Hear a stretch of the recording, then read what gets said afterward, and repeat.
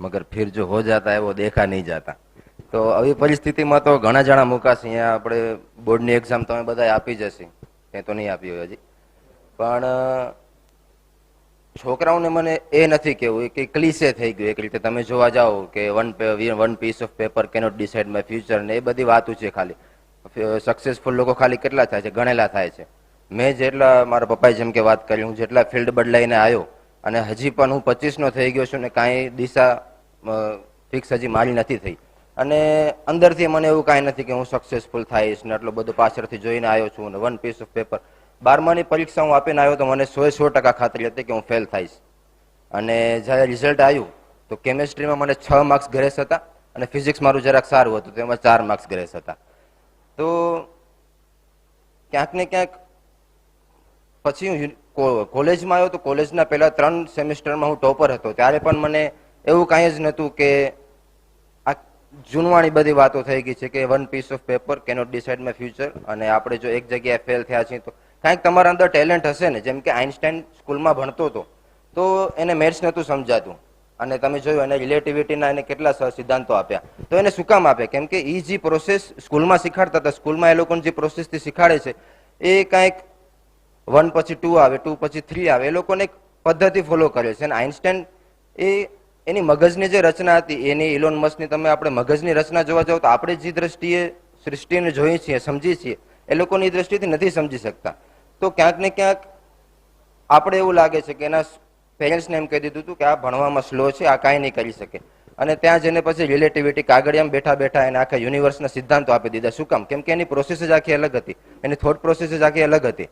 તો છોકરાઓને મારે એટલું જ કહેવું છે કે જો તમારામાં ટેલેન્ટ હશે તો તમે કાંઈક ને કાંઈક કરી જ જવાના છો. અને જો મારા જેવા હશો તો કાંઈ ટેન્શન લેવાની જરૂર નથી. કેમ કે મારામાં કાંઈ આઇન્સ્ટાઈન જેવી કાંઈ બુદ્ધિ નથી ને. તો હું અત્યાર સુધી આવ્યો છું અને એક સાદું પારિવારિક જીવન તમે જીવી જાઓ, સક્સેસફુલ ન થાવ તો એ કાંઈ વાંધો નહીં. કમ્પલસરી થોડી છે કે બધાને કાંઈક ને કાંઈક નામ કરવાનું છે.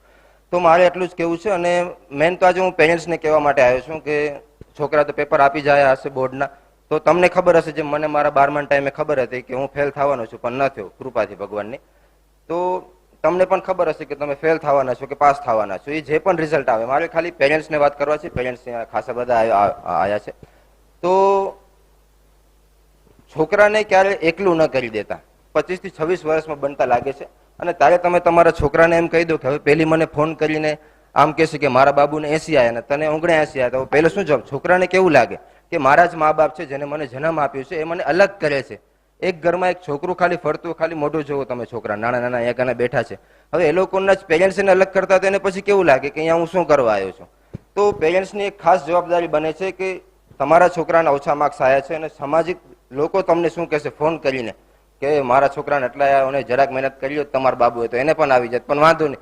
તો તમે તમારા છોકરાને તારે અલગ ન કરતા ભેગા ઉભા રહેજો એને કે હા વાંધો નહીં, અમે 3 જણા છીએ, એક પરિવાર છીએ, અમે એને જન્મ આપ્યું છે, તો એઝ એ ફેમિલી અમે 3 જણા એક ઢાલ બનીને ઉભા રહીશું. છોકરાને અમે અમારા એકલો નહીં કરીએ. ભલે આગળ જઈને કાંઈ સફળ ન થાય, એક પારિવારિક જીવન જીવીને સારું જીવન જીવીને નીકળી જાય. કોઈકને નડતરરૂપ સાબિત ન થવું, કોઈકની પ્રગતિમાં નડતરરૂપ સાબિત ન થવું. અને રાતના તમે સૂતા હો ત્યારે તમને મગજમાં ખબર હોય કે દુનિયાના કોઈક ખૂણામાં મેં કોઈક ભેગી વાત કરી હતી, એ આજે શાંતિથી સૂતો હશે અને મારા લીધે કોઈકને દુઃખ નથી પહોંચ્યું, તો આ સૌથી મોટી સફળતા છે. આનાથી મોટી સફળતા કાંઈ જ ન હોઈ શકે. તો પેરેન્ટ્સને ખાલી આ જ છે કે જ્યારે રિઝલ્ટ આવી જાય અને છોકરાને ઓછા માર્ક્સ હોય તો એકલો ન કરી દેતા, એને ખાલી એને જોડે લેજો. હજી એના સાયકોલોજીકલ ડેવલપમેન્ટ એની અંદર હજી ઘણા ચાલી રહ્યા છે. જો જ્યારે પરિપક્વ થઈ જશે 25-26 વર્ષ આવ્યું પછી નોર્મલી દિશા બધાને મળી જ જતી હોય છે. કેમ કે ત્યારે આપણે છે તો છેલ્લે મગજ જ અહીંયા ઇલેક્ટ્રિકલ કરંટ આમ જાય છે, તો હું બોલું છું તમે સાંભળો છો. તો જ્યારે બાયોલોજીકલ ઢાંચો તૈયાર થઈ જશે ત્યારે ઓટોમેટિક એ લોકો દિશા પકડી જ લેશે. પણ ત્યાં સુધી એને મોલ્ડ કરવાનું, આપણે જે મટકા બને છે એના ઉપર, તો એ મોલ્ડ કરવાનું કામ કરજો ને એને પ્રોટેક્ટ કરવાનું કામ કરજો બંને હાથોથી, માતા હોય કે પિતા હોય. તો બસ આટલું જ મને કહેવું હતું. ધન્યવાદ.